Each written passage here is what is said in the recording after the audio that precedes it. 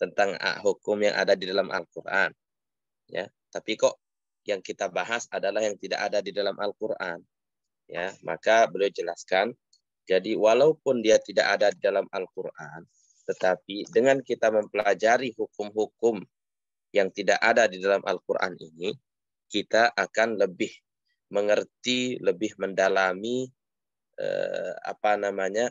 filosofi dari setiap hukum yang ada di dalam tajwid. Kita akan lebih mengerti kenapa begini, kenapa diizharkan, kenapa diidghamkan, terus ini kenapa tidak. Nah, itu adalah salah satu target beliau di dalam kitab ini. Kemudian salah satu target beliau yang lain adalah kita nanti akan bertanya, kok nggak ada gitu di dalam Al-Quran, padahal hukumnya ada, tetapi kok contohnya nggak ada gitu kan. Nah, beliau akan menjelaskan nanti, bisa saja dia itu karena secara bahasa baik, secara bahasa Arab itu bisa diterima, tetapi di dalam Al-Quran tidak bisa dipakai. Ada di dalam qiraat syadz misalnya, ya, tetapi tidak mutawatir. Ada di dalam hadis Nabi SAW, tetapi tidak dalam Al-Quran. Nah, kenapa kok tidak ada? Nah, kenapa kok tidak ada? Ada hal-hal itu yang akan beliau sebutkan nanti di sana. Mungkin karena dia itu syadz, mungkin karena di dalam bahasa dia itu tidak terlalu populer, dan lain-lain. Kemudian, contoh yang paling pertama, ada kitabnya nggak, kawan-kawan ini, Ustadz dan Ustazah? Belum. Ada kitabnya? Ada sebagian. Nggak ada ya? Ada sebagian. Nah, jadi kalau yang punya kitab bisa dibuka halaman 13. Di sana pembahasan tentang isti'adzah dan basmalah. Ya, isti'adzah dengan basmalah. Nah, di sini kita bisa bedakan antara isti'adzah dengan basmalah. Kalau basmalah itu kan ada di dalam Al-Quran. Ya, innahu min Sulaiman wa innahu bismillahirrahmanirrahim. Dan di awal surat Al-Fatihah dan di awal surat-surat yang lainnya juga ada. Ya, walaupun ada perbedaan di sana. Tetapi yang di surat An-Naml itu pasti itu adalah basmalah. Dan seperti itu sirahnya, seperti itu bentuknya. Ya. Sementara isti'adzah, fasta'idz billahi minasyaitonir rajim. Perintahnya kan seperti itu. Fasta'idz billahi minasyaitonir rajim. Sementara kalau kita isti'adzah, kalau kita ta'awuz, itu kan kita mengatakan a'udzu billahi minasyaitonir rajim. Kita tidak mengatakan asta'idzu billahi minasyaitonir rajim sebagaimana perintahnya. Ya. Nah, karena tidak ada lafaznya di dalam Al-Qur'an. Ya, karena tidak ada lafaznya dalam Al-Quran. Nah, inilah salah satu faedah kenapa dia itu tidak ada di dalam Al-Quran, sehingga kita mengambil faedah di sana, kita boleh mengucapkan ta'awuz dengan lafaz apapun. Beda dengan bismillah, harus dengan lafaz bismillahirrahmanirrahim. Tetapi kalau ta'awuz boleh a'udzubillahi minasyaitonirrajim, a'udzubillahi samil alim minasyaitonirrajim, a'udzubillahil adzim, dan lain-lain. Semua itu ada di dalam hadis Rasulullah SAW disebutkan. Ya, beda dengan basmalah. Isti'azah itu, ta'awuz itu bukan Al-Quran. Sementara basmalah itu adalah bagian di dalam Al-Quran. Artinya itu sangat kita kultuskan, kita kuduskan. Beda dengan isti'azah. Nah, itu sedikit beliau jelaskan seperti apa isti'azah dengan basmalah.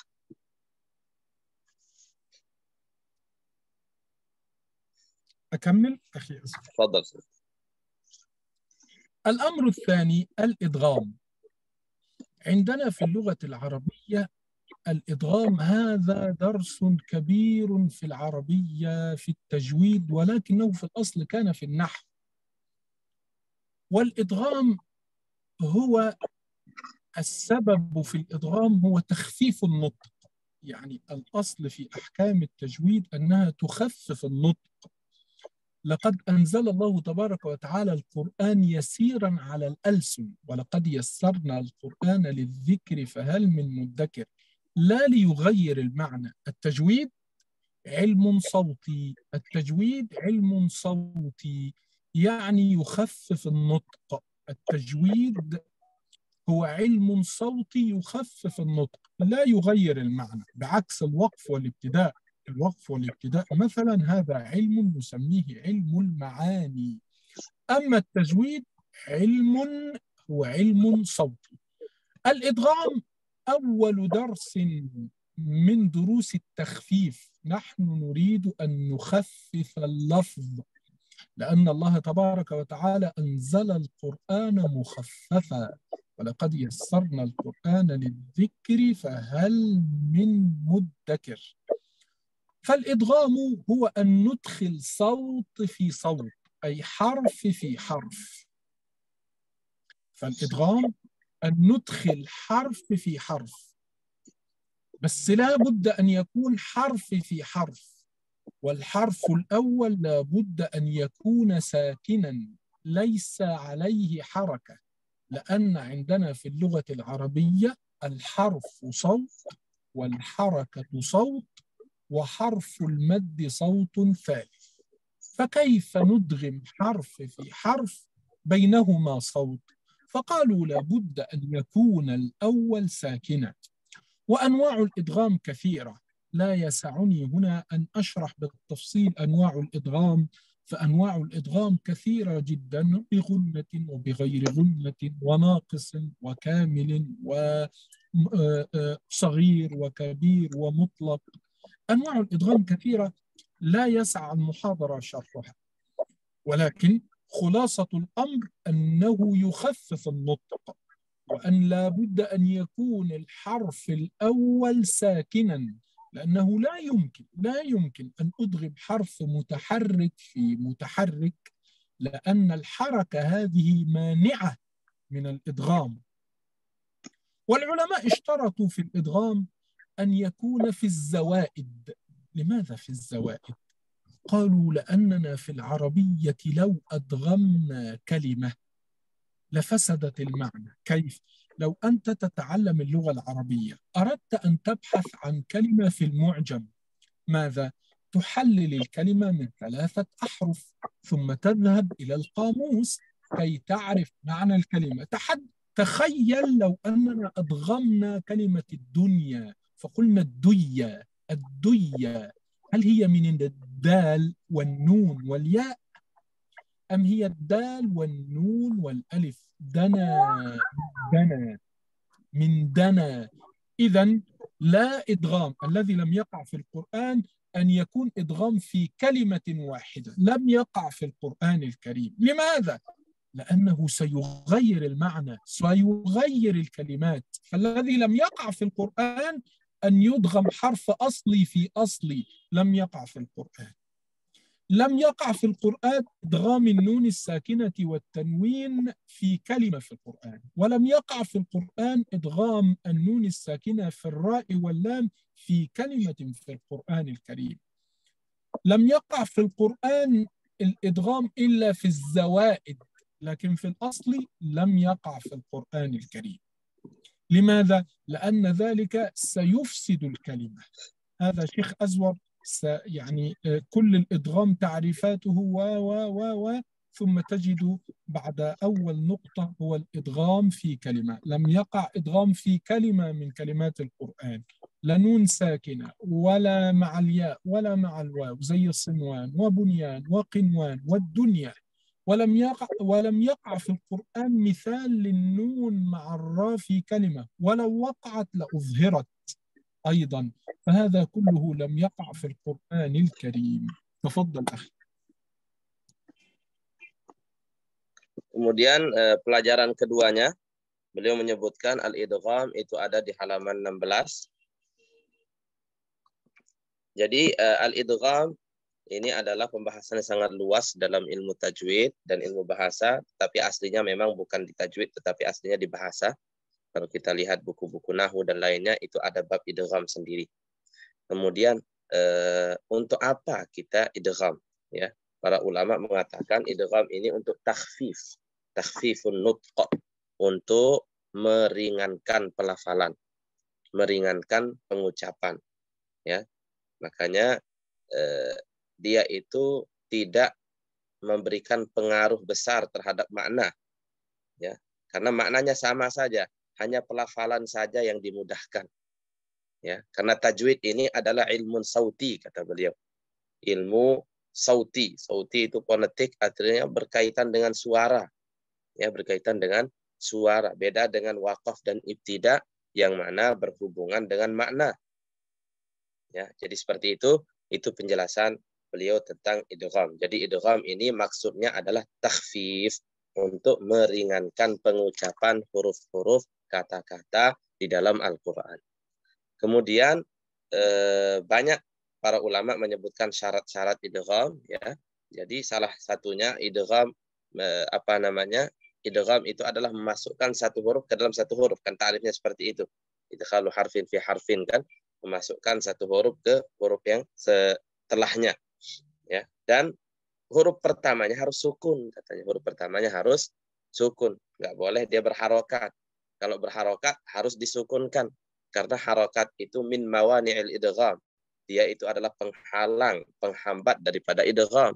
Nggak bisa kita masukkan satu huruf, di antaranya ada satu suara. Suara itu adalah harokat tersebut, baik alif ataupun harokat fathah ataupun yang lain-lainnya. Tidak bisa diidghamkan selama ada harokat itu. Nah, itu kata beliau. Dan tentu idgham itu banyak contohnya, banyak jenisnya. Bisa kita lihat di buku-buku tajwid idgham mutamatsilain dan lain-lainnya. Itu banyak, idgham kabir, shaghir, banyak pembagiannya. Nah, kemudian beliau sebutkan di sini tidak ada. Nah, ini mulai beliau katakan tidak ada idgham fi zawaid, ya. Tidak ada idgham kecuali fi zawaid, ya. Tidak ada idgham kecuali fi az-zawaid, hanya di tambahan kata, kata beliau, ya. Tidak bisa mengidghamkan huruf asli di dalam kata tersebut, ya. Di dalam satu kata kita mau idghamkan, makanya di halaman 26 itu al-idgham fi kalimah, katanya. Tidak ada idgham di satu kata. Seperti beliau sebutkan di sini contohnya dunia misalnya. Kenapa tidak diidghamkan? Kenapa tidak diidghamkan? Karena kalau diidghamkan kita akan bingung nanti mencari di kamus. Ini asal katanya dari kata dal nun atau dal ya, gitu kan. Jadi seperti itu, ya. Jadi membuat bingung nanti, ya. Dan itu dihindari, ya. Sama juga qinwan dan lain-lainnya, ya. Semuanya itu dihindari. Dan satu kata juga itu membuat kita bingung nanti, nggak tahu apa maknanya. Kemudian beliau katakan huruf asli tidak bisa diidghamkan ke huruf aslinya, ya. Satu huruf kan biasa satu kata itu dari 3 huruf, gitu kan. Nah, itu susah, makanya lam yaqa fil Quran idghamun fi kalimah, halaman 26 itu. Kalau seandainya ada, misalnya ada, pasti diizharkan. Kalau nggak ada lam nun sukun bertemu dengan lam di satu kata, nun sukun bertemu dengan ro di satu kata. Kalau seandainya ada di Al-Qur'an pasti akan diizharkan juga. Karena dengan alasan tersebut yaitu akan bisa merubah makna nanti kalau diidghamkan, pasti diizharkan. Nah, itu sedikit penjelasan beliau tentang idgham. لم يقع في القرآن الكريم مثلا إدغام لم يقع إدغام دال قد مع الطاء. لم يوجد مثال في القرآن. يوجد مثال للدال في التاء مثل قد تبين، والدال مع الدال قد دخلوا بالكفر وهم قد خرجوا به، لكنه لم يقع الدال مع الطاء في القرآن. لو وقعت لأدغمت، لكنه لم يتوفر مثال. وكذلك مثلا عندنا أدغمنا في العربية لام هل وبل مع الراء واللام، فنقول بران، نقول بر رفعه الله إليه، نقول قل لا، نقول قل ربي أعلم بعدتهم. لكن الذي لم يقع في القرآن لم هل بعدها راء، ولو وقعت لأدغمت، مثل ما أقول في العوام هل رأيت، فأقول هل رأيت، لكنه لم يقع في القرآن الكريم. لو وقع لأدغمت. كذلك لم يقع في القرآن إدغام ياء لينة مع ياء. صحيح أنه أدغمت الواو في الواو اللينة، مثل عصوا وكانوا يعتدون، اتقوا وآمنوا، لكن الياء مع الياء لم تقع في القرآن. لو وقعت لأدغمت، مثل رأيت غلامي يوسف، رأيت غلامي يوسف، لكنها لم تقع في القرآن. لو وقعت لأدغمت، لكن الياء اللينة الوحيدة التي وقعت في القرآن وقعت يا صاحبي السجن، لكننا كسرناها للتخلص من التقاء السواكن. هذا كله لم يقع في القرآن الكريم. تفضل يا شيخ أزمة. Kemudian beliau sebutkan di halaman 29, ya, di halaman 29 itu ada al-ya'ul layyinah al-mudghamah. Ya, jadi tidak ada itu di dalam Al-Qur'an. Ya, lin kemudian diidghamkan ke ya setelahnya. Ya, ya lin diidghamkan ke setelahnya. Nah, itu tidak ada di dalam Al-Qur'an katanya. Tidak ada di dalam Al-Qur'an, beda dengan wawu. Kalau wawu itu ada, seperti asaw wa kanu, itu ittaqaw wa ahsanu misalkan. Itu ada. Tetapi kalau ya itu tidak ada di dalam Al-Qur'an. Dan seandainya kalau ada, ya kalau ada itu pasti akan didghamkan. Boleh sebutkan contohnya di sana di halaman 29, ra'aitu ghulamay Yusuf. Saya melihat dua gulam, dua pembantunya Yusuf. Nah, itu di dalam bahasa itu ada dan bisa diidghamkan. Ada ya layyinah bertemu dengan ya sahibayis sijni. Ya sahibayis sijni. Tetapi itu ya-nya dihapuskan. Ya dihapuskan ya sahibayis sijni, ya-nya dihapuskan salah satunya sehingga tidak jadi idgham. Ya, tidak jadi idgham. Kemudian di halaman yang sama itu ada dal dengan ta. Ya. Qad tabayyana ar-rusul itu, qad tabayyana ar-rusydu minal ghayy itu kan ada. Ya. Tetapi kalau dal bertemu dengan ta itu tidak ada di dalam Al-Qur'an, dan seandainya ada, ya kalau ada itu pasti akan diidghamkan. Ya. Kemudian di halaman setelahnya, halaman 30 itu ada lam hal dengan bal, ya. Lam hal dengan bal. Itu tidak ada disebutkan hal bertemu dengan ra. Kalau bal bertemu dengan ra itu kan ada, barrafa'ahullah gitu kan. Ya. Itu ada. Tetapi kalau bal itu tidak ada bertemu dengan ra, dan seandainya ada itu pasti akan diidghamkan. Nah, jadi itu beberapa yang disebutkan juga oleh beliau di sini. تفضل سيدنا. طيب، ننتقل إلى الإخفاء. الإخفاء في اللغة هو الستر. الفارق بين الإدغام والإخفاء أن الإدغام انتهى، الحرف الأول منتهي يعني ليس موجودا، أما المخفى هو موجود لكنه مستور. وعندنا في اللغة العربية علمونا أن الحروف 28 حرف 28 حرف، لكن لا، عندنا حروف أخرى تسمى الزوائد. وليكن أنت تقول أن هذه من طرف اللسان، هذه النون الذي تعلمناها أن، لكن في نون أخرى تخرج من هنا ليست من طرف اللسان، هذا حرف آخر، صوت آخر. طالما هو صوت آخر يبقى هو حرف آخر يخرج من هنا، ينصرون، لا يبدأ به الكلام ولا يوقف عليه. وهذا الإخفاء يكون في النون والميم. هذا الإخفاء في حرفين، في النون والميم، يخرج من هنا صوت زائد وحرف آخر، ليس الحروف المعهودة التي نخرجها من الشفتين وليس من طرف اللسان أن. هذا لا، هذا اسمعوا، هذا هذا من طرف اللسان، لكن هنا ينصرون وهو حرف لا نبدأ به ولا نقف عليه.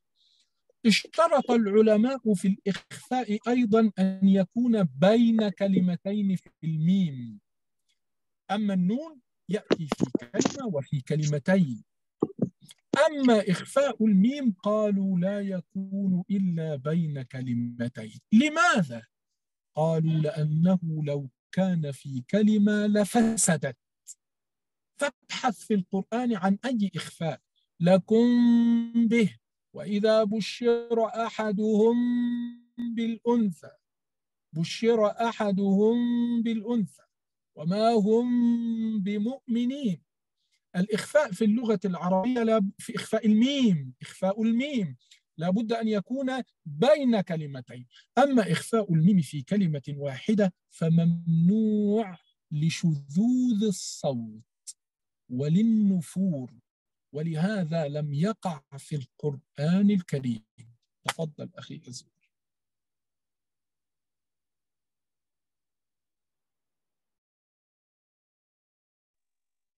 Kemudian di halaman 37, beliau menjelaskan tentang ikhfa, dan kita tahu ikhfa itu dalam bahasa adalah satr, menyembunyikan. Nah, inilah yang membedakan antara ikhfa dengan idgham.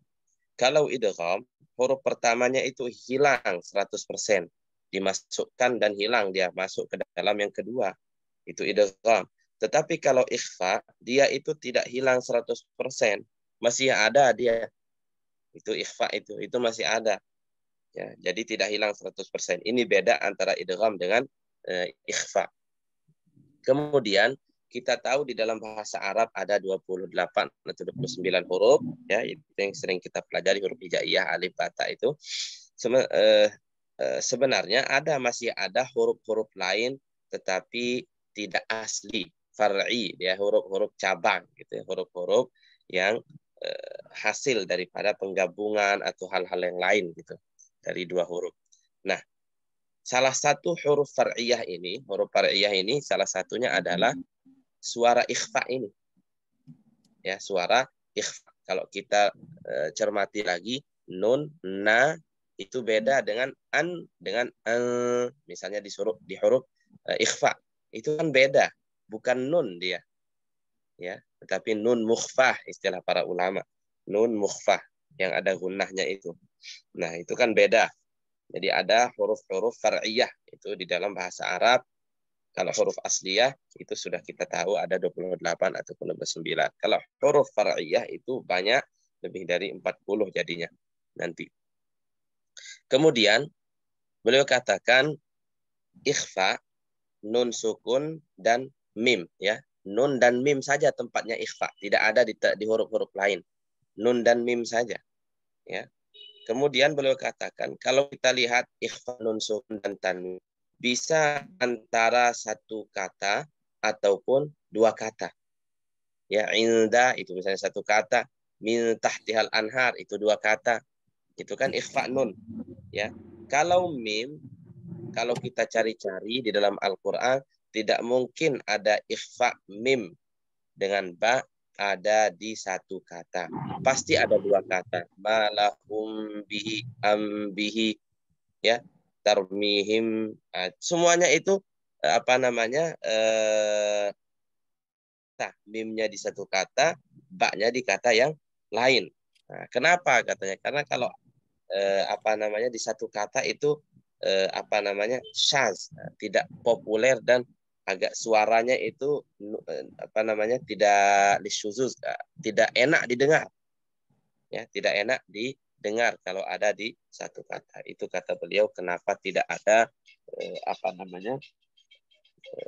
mim sukun diikhfakan di ba di satu kata.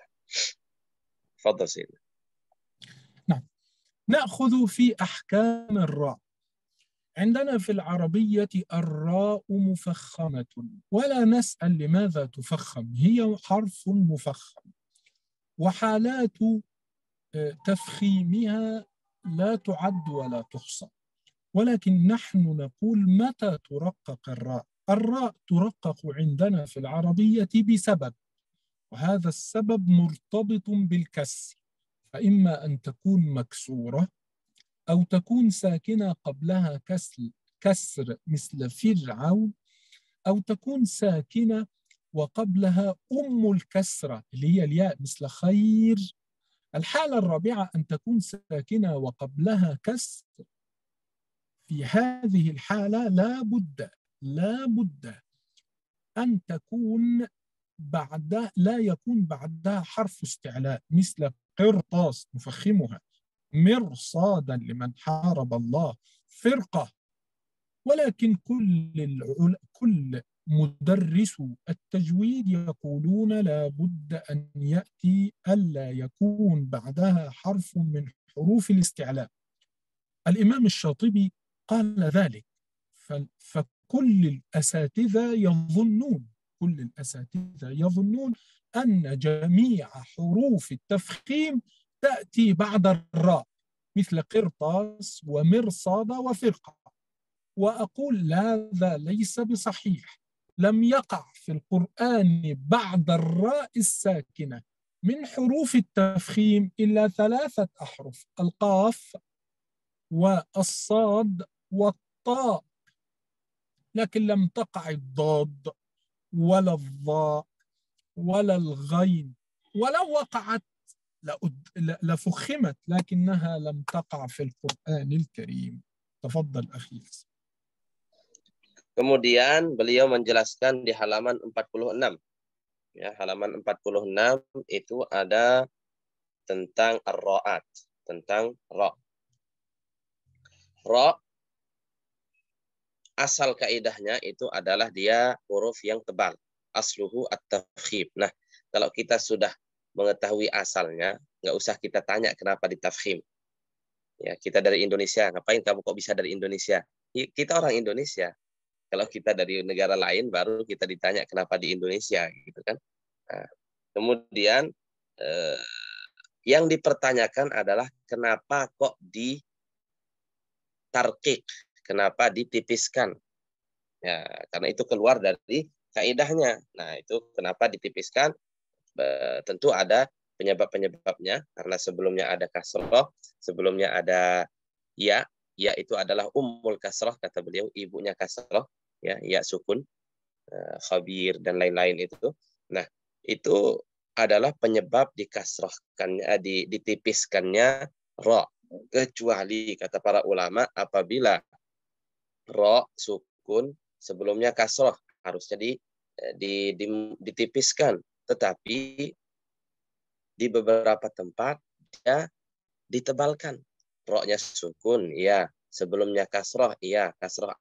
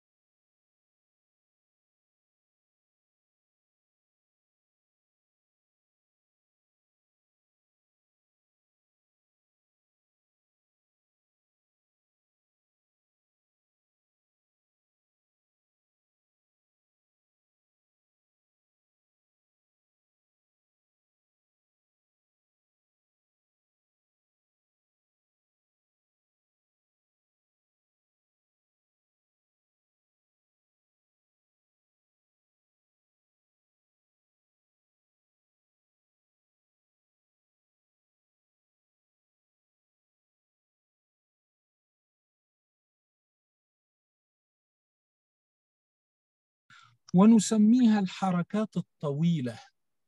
هي ليست أحرف كالأحرف الساكنة الأخرى، ليست كالأحرف الساكنة الأخرى، لأنها لو كانت مثل الأحرف الأخرى لكانت ميتة، لكنها حروف ذات طبيعة خاصة.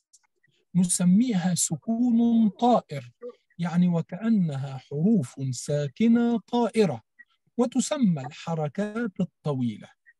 الذي لم يقع في القرآن منها أن يلتقي ألف وألف أو واو وواو أو واو أو ياء وياء. لم يقع في اللغة لم يقع في القرآن الكريم ألف التقى مع ألف أبدا، لم يقع في القرآن الكريم، لم يقع. لماذا؟ لأن الألف يحتاج إلى حرف مفتوح قبله، قال. هذا الألف يحتاج لقاف مفتوحة، صا يحتاج لصا مفتوحة، طاء يحتاج لطاء مفتوحة. كيف يلتقي ألف وألف؟ الألف الثاني يحتاج لحرف مفتوح قبله، والألف لا يقبل الفتحة، إذا لم يلتقي ألف بألف. هذا أول أمر. الأمر الثاني، يعني نقطة أخرى، لم يقع في القرآن حرف مد إلا وله معنى.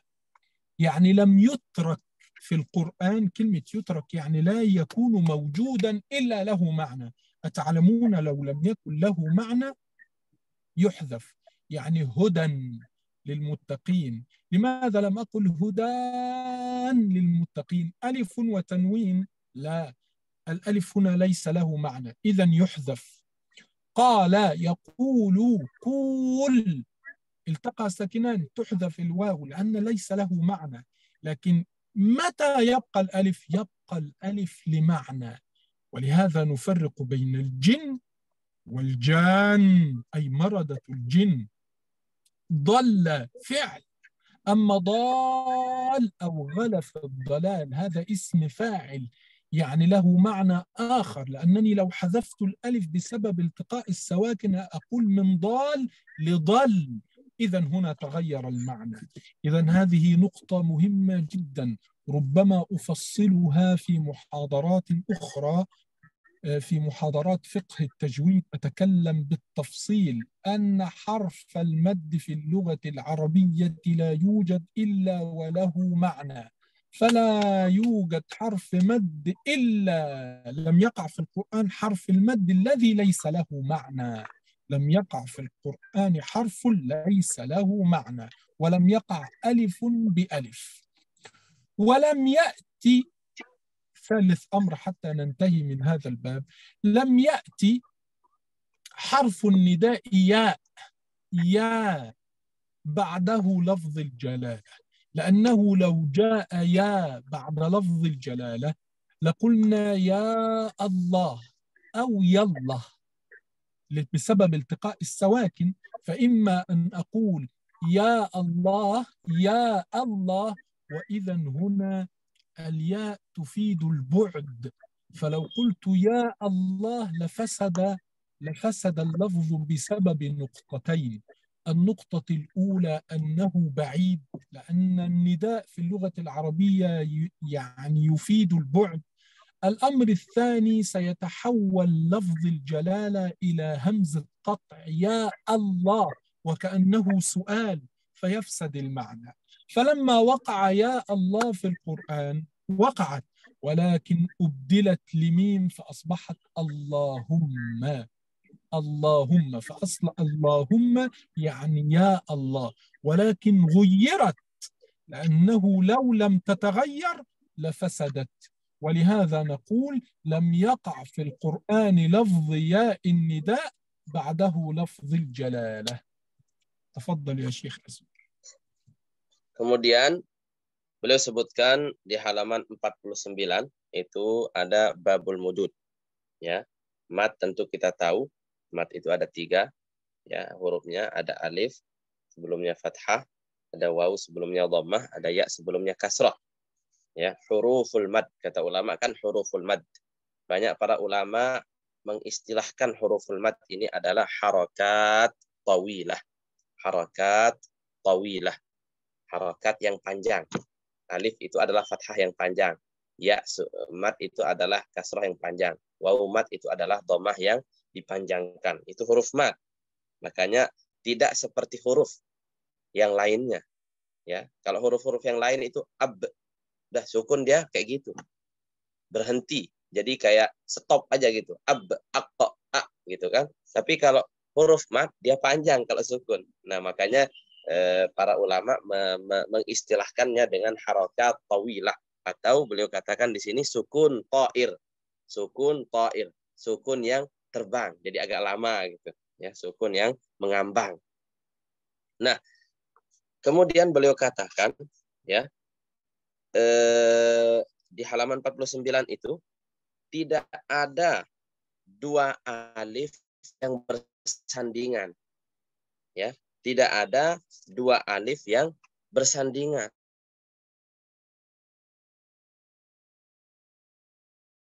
Alif huruf mat sebelumnya alif itu tidak bisa.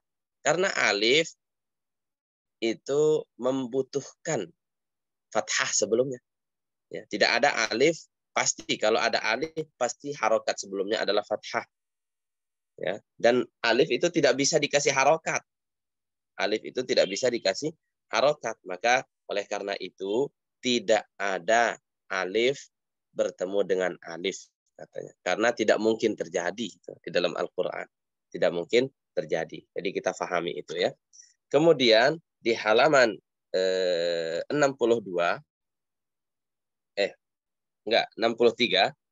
ya, di halaman 63 beliau katakan di situ harfu maddin matruk laisa lahu ma'na.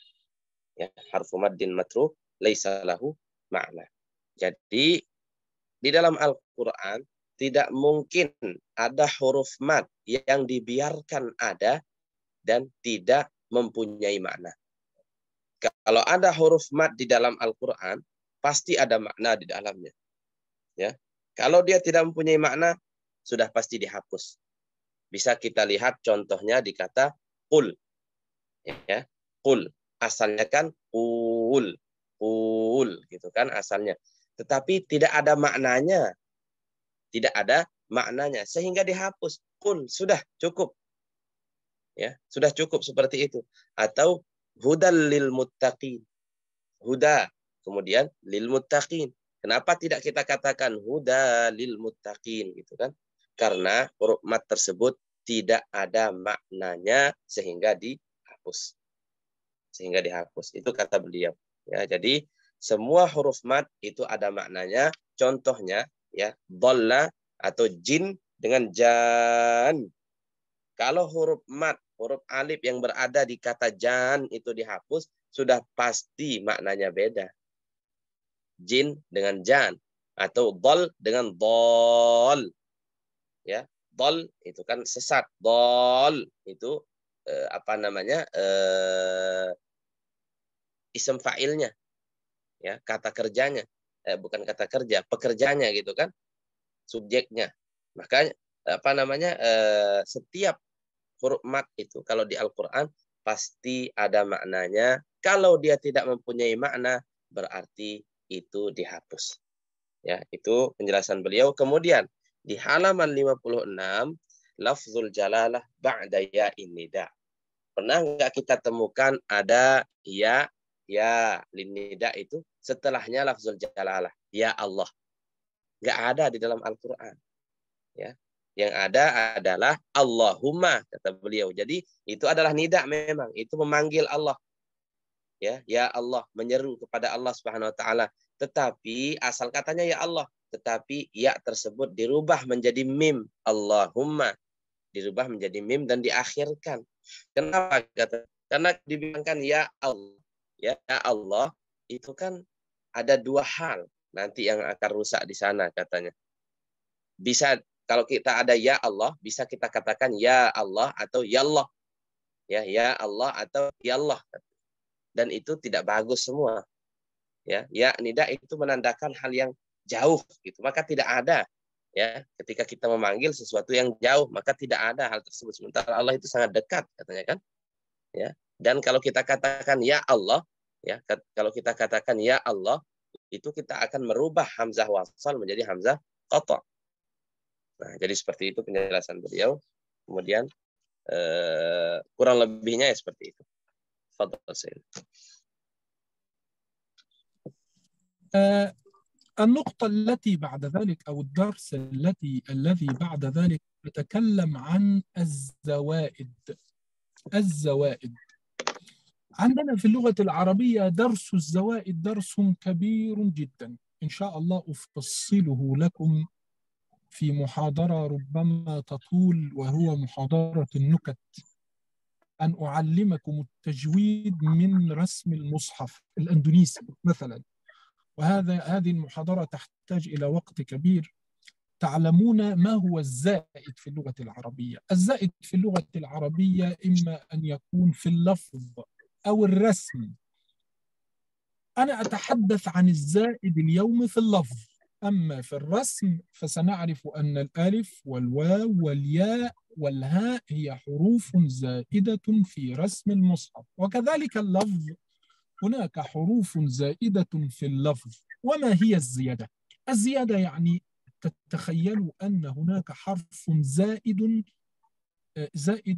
على الكلمة، مثلا التنوين. عندنا التنوين في اللغة العربية حرف زائد. التنوين حرف زائد، هو نون ساكنة زائدة ليست من الكلمة، هذا زيادة لفظية. وكذلك مثلا عندنا هاء السكت. هاء السكت وليكن مثل يتسنه، هذه زيادة. مثل وما أدراك ما هي نار حامية، في اللغة العربية اسمها وما أدراك ما هي، مثل قول الله تبارك وتعالى قال إنه يقول إنها بقرة قالوا ادع لنا ربك يبين لنا ما هي، فهي هذه هي، لكن نحن نقول وما هي، نقول حسابي، ولكن نقول في الحق حسابية. السؤال: ما الذي لم يقع في القرآن؟ لم يقع في القرآن التنوين الزائد الذي لا حاجة لنا فيه، اللي هو الذي كان يدخل على الحروف، مثل قد. قد مثلا، هل تتخيلون نقول قد؟ أو مثلا كلمة وليكن هي قد هي قد لا تنون، لكن في الشعر تنون. فلم يقع في القرآن التنوين الذي يدخل على الحروف والأفعال، لأننا لا حاجة لنا له. هذا لم يقع في القرآن من الحروف الزوائد، لم يقع في القرآن التنوين الزائد الذي لا حاجة لنا فيه. كذلك لم يقع في القرآن، تخيلوا، هناك أفعال في اللغة العربية، كل أفعال اللغة العربية تتكون من 3 أحرف: ضرب، أكل، خرج، مثلا أحل. كل حروف اللغة العربية تتكون من 3 أو 4 أحرف. لكن هل تتخيلوا أن حرف في اللغة العربية يكون من 3 أحرف إذا تحول لفعل أمر يبقى منه حرف واحد؟ نعم. فعل وقى، يقي، إذا تحولناه لفعل أمر نقول قي. هل هذا جاء في القرآن؟ أقول لك نعم. قنا عذاب النار، نحن نقول قنا، أصلها قيف فقط، قاف، ودخلت هذه كلمة أخرى. طب ما المشكلة؟ المشكلة أنه في العربية إذا جاء الفعل بحرف واحد كانوا يزيدون عليه هاء ليقولوا أن هذا فعل ناقص، فيقولوا قه أو مه. هل هذا وقع في القرآن؟ لم يقع في القرآن الكريم. لم يقع في القرآن هذه الهاء التي تبين الفعل مثل قه ومه. لكن بعضهم قال للعلم وللأمانة أن كلمة مه ما تأتنا به من آية لتسحرنا بها هذه هي الهاء، لأن كلمة مهما هي أصلها مه يعني اسكت، مهما، لكن هذا عند العلماء ليس مقبولا، فمهما كلمة واحدة. إذن هذا أيضا لم يقع في القرآن الكريم. تفضل أخي أزمي. Kemudian ada di halaman 88. Ya, halaman 88 itu ada al-hurufuz zawaid. Ya, huruf zawaid itu tambahan ya, huruf-huruf yang ditambahkan. Tambahan huruf itu ada di pelafalan, ada juga di tulisan. Kalau yang di tulisan itu berkaitan dengan ilmu rasam dan ilmu dhabtul mushaf, nambahan atau pengurangan. Nanti mungkin beliau akan jelaskan lebih detail lagi di muhadarah-muhadarah yang lain ya. Kalau ada muhadarah-muhadarah yang lain, ada kitab beliau tentang An-Nukatul Hisan namanya, membahas tentang bagaimana kita mempelajari tajwid dari dhabtul mushaf, daripada harokat-harokat mushaf ya. Mushaf Indonesia juga termasuk di sana, beliau catat juga ada di sana di kitab beliau itu An-Nukatul Hisan itu. Nah, yang kita akan bahas di sini adalah huruf-huruf tambahan di dalam pelafalan, bukan dalam penulisan. Ya, itu yang akan kita bahas di sini. Contoh pertamanya ada di 95 ya, halaman 95, tanwin atau 94 ya.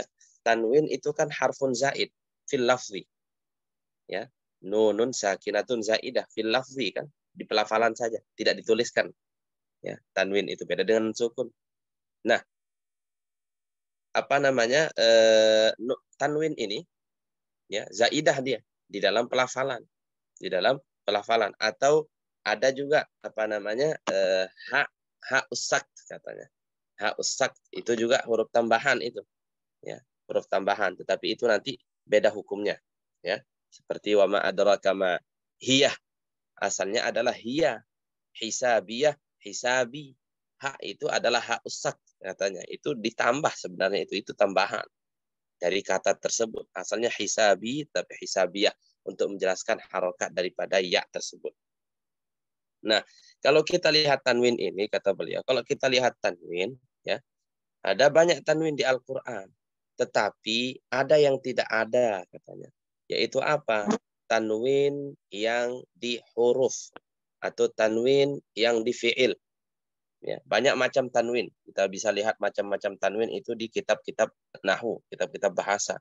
Nah, yang tidak ada itu tanwin di huruf, seperti qad, wakaan, qadin misalnya. Qadin itu qad, sukun dia kan, bisa ditanwinkan, tetapi apakah ada di Al-Quran? Tidak ada. Di bahasa ya.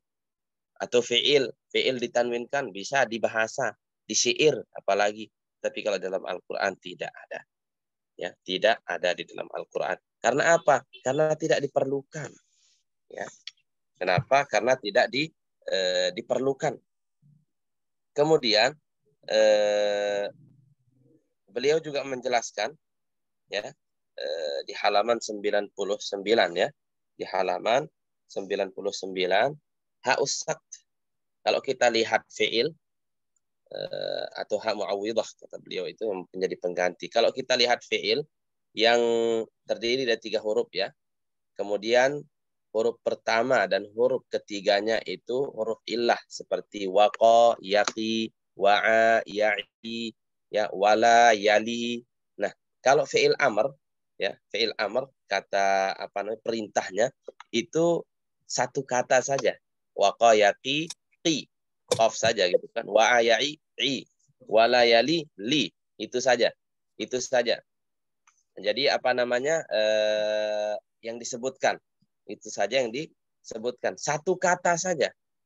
Nah, ada nggak di dalam Al-Quran seperti itu? Ada ya, waqina adzabannar misalkan.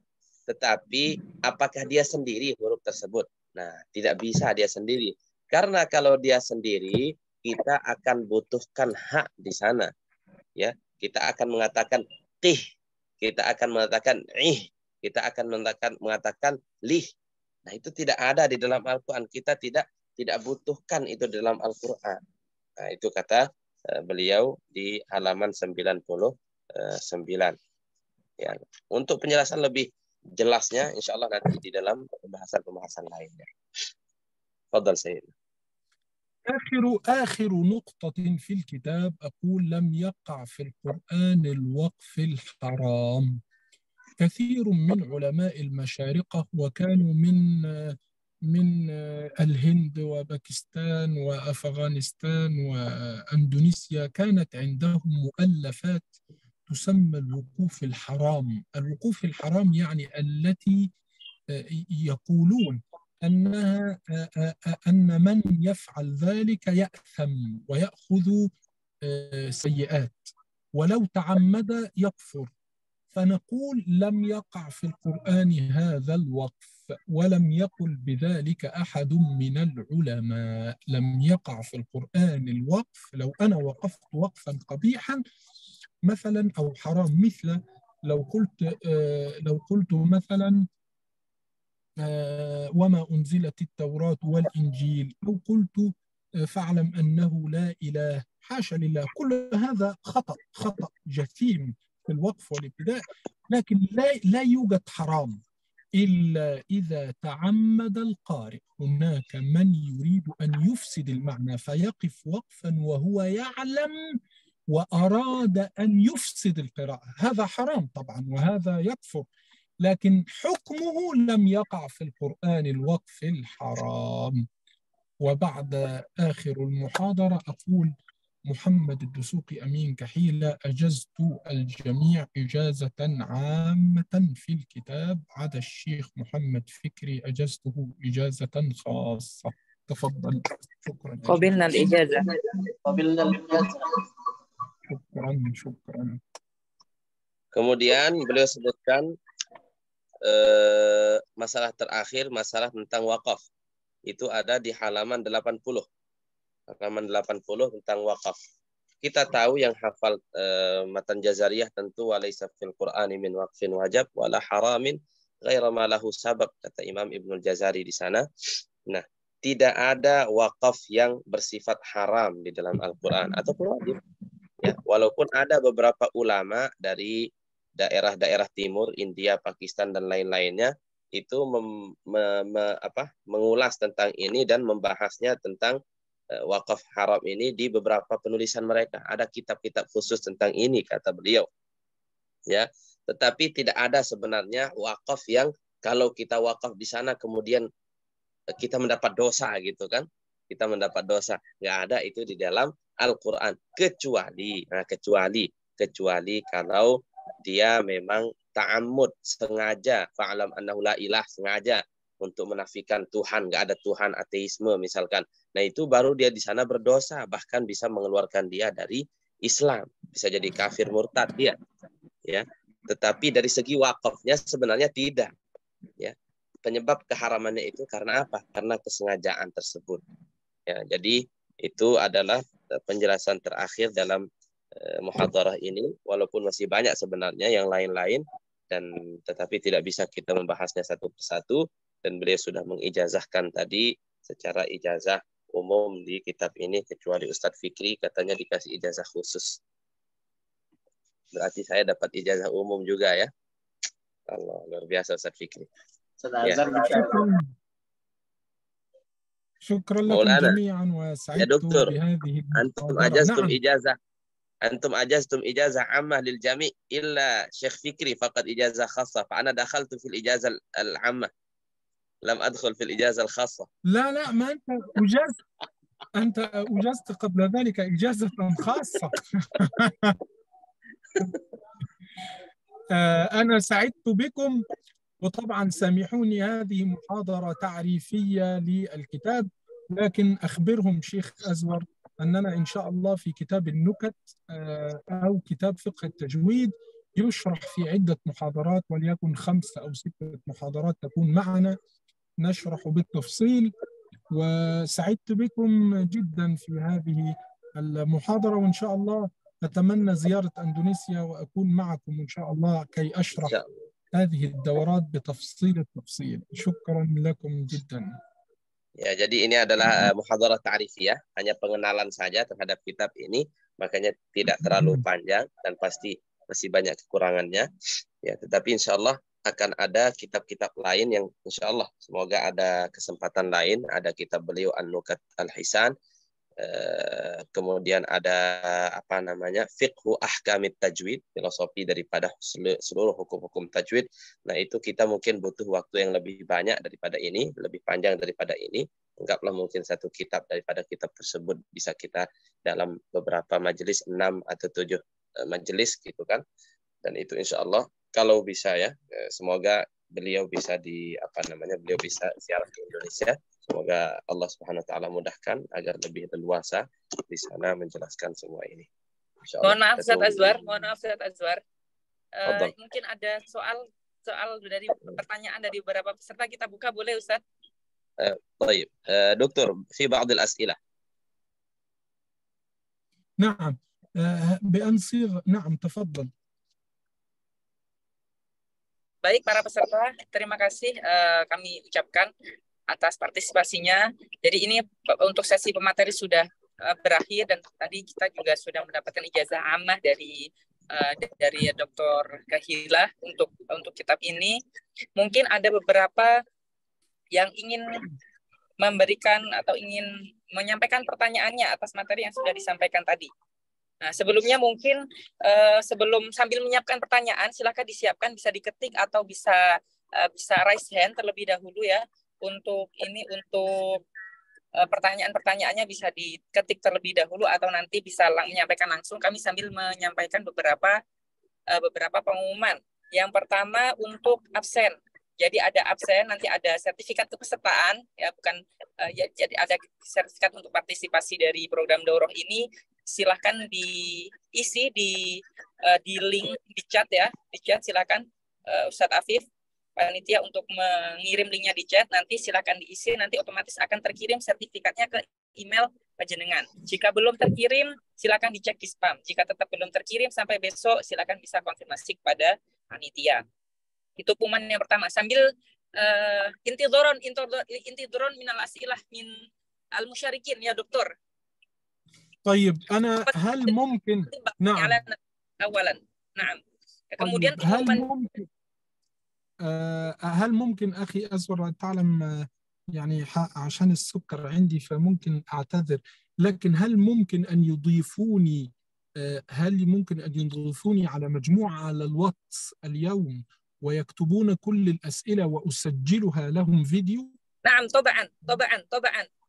طيب أنا يعني كل الإخوة الموجودة ضيفوني في مجموعة الواتس على رقمي، وأنا يعني اكتب لي السؤال وترجم السؤال يعني باللغة العربية وأنا أجيب فيديو، يعني السؤال الأول يكون إجابته كذا. لكن السؤال الذي عرفته الآن، هل يجوز صيغ بأي صيغة ليست في القرآن؟ أقول هذا مخالف للسنة ولا يجوز، لأن الألفاظ نحن مقيدون بالألفاظ الواردة في السنة، لكن لا يمكن مثلا أن أستحدث استعاذة، لأنها تعبد، حتى وإن كانت على الندب فهي تعبد، هي ليست على الوجوب لكن الندب، ونحن مأمورون أن نأتي مثلا بالسنة. يعني مثلا النبي صلى الله عليه وسلم التسبيح بعد كل صلاة هذا سنة، التسبيح 33 مرة، أنا قلت 34 وصممت على 34، هذا مخالف للسنة وهذا أصلا بدعة. فنحن يعني مطلوبون أو يعني مجبورون على أن نأتي بالسنة، لا بغير ذلك. واستأذنكم فقط أن تضيفوني وأنا أجيب على كل سؤال بعد ساعة بالضبط، ولكن حتى يعني لصحتي فقط أنا أخذت دواء السكر فلا بد أن آكل الآن، فسامحني يا شيخ أزور ترجم هذا وأنصرف أنا وأنتظر أن يضيفوني للمجموعة وأجاوب على كل الأسئلة. نعم. Monggo diterjemah bentar. Ustaz. Ya, beliau ini belum makan soalnya, jadi dan punya penyakit gula, habis minum obatnya dan harus makan secepatnya katanya, jadi agak kurang ini memang. Dan insya Allah nanti tinggal digabungkan di di grup WA, dan setiap pertanyaan pasti akan beliau jawab semuanya. Setiap pertanyaan beliau akan kirim video gitu jawabannya insya Allah. Dan jawaban tadi itu kita tidak boleh keluar daripada apa yang disebutkan oleh Rasulullah atau di dalam hadis-hadis Nabi SAW. Dan itu memang disebutkan oleh Imam Ibnu Jazari juga di kitab An-Nashrnya. Jadi boleh menggunakan apa-apa sighah manapun dengan syarat itu waridah, as-sighah al-waridah saja. Nggak boleh kita buat-buat gitu. Oke, baik. Cukup, Ustaz? Ya, baik. Alhamdulillahirrahmanirrahim. Untuk sesi penyampaian materi sudah kita lalui bersama, dan insya Allah ta'ala seperti yang disampaikan oleh Syekh, bahwa nanti pertanyaan dari para hadirin silahkan diketik di grup WA. Nanti beliau akan menjawab langsung melalui voice note atau melalui video. Masya Allah. Ini berarti kita lebih leluasa ya, karena tidak terbatas untuk waktu.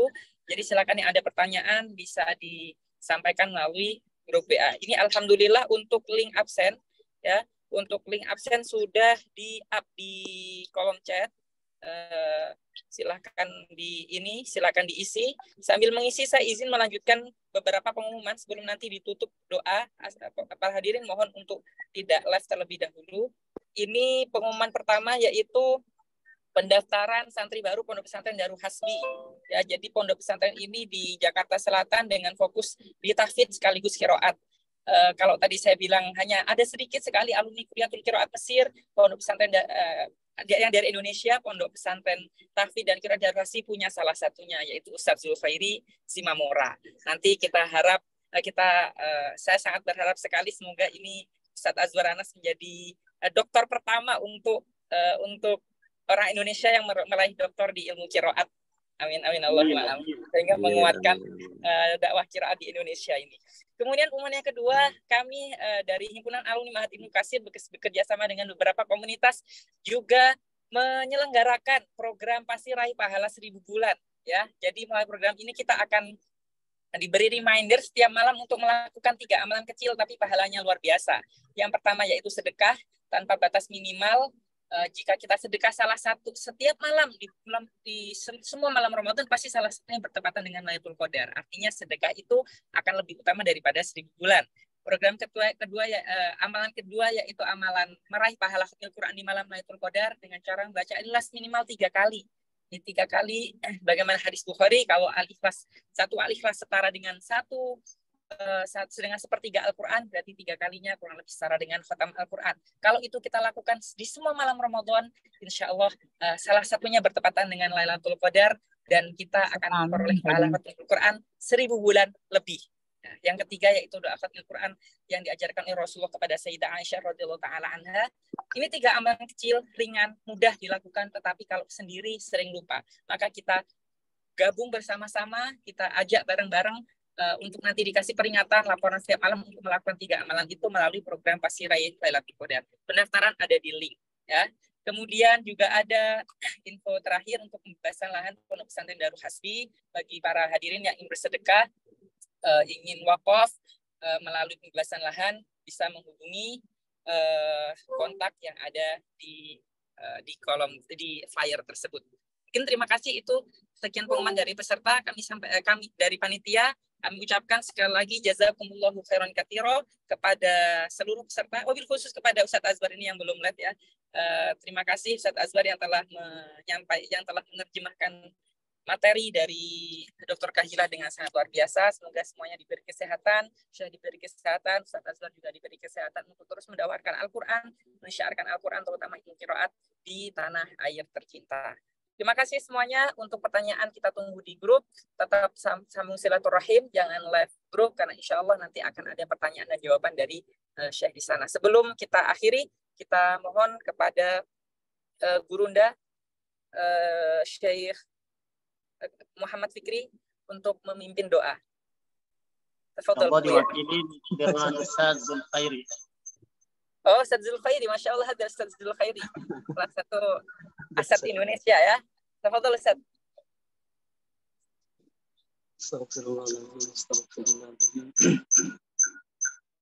Mohon maaf, mungkin Zoom yang lain bisa di-mute Ustadz. Zoom yang lain di room tersebut bisa di-mute terlebih dahulu.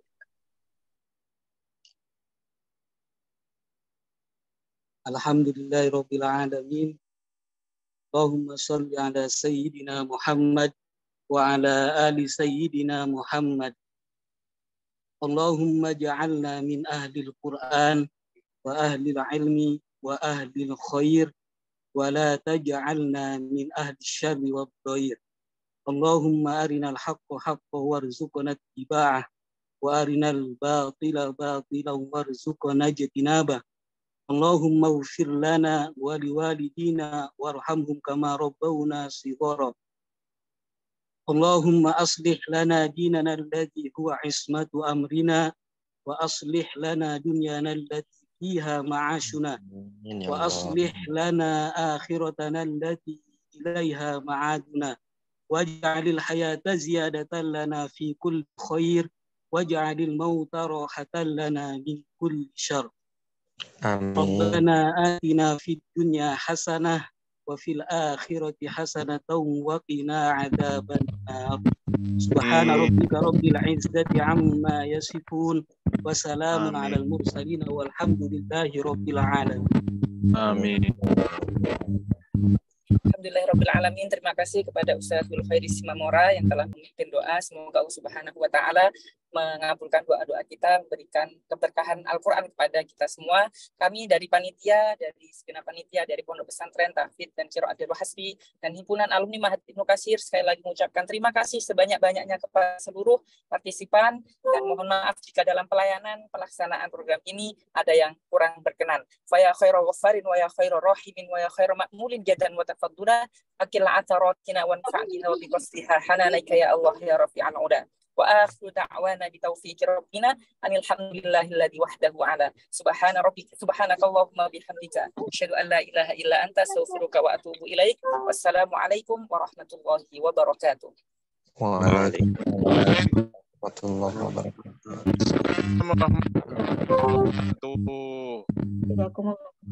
Terima kasih semuanya. Sama-sama. Jazakumullah Ustaz. Terima kasih. Syukron. Assalamualaikum. Jazakumullahu khairan. Assalamualaikum.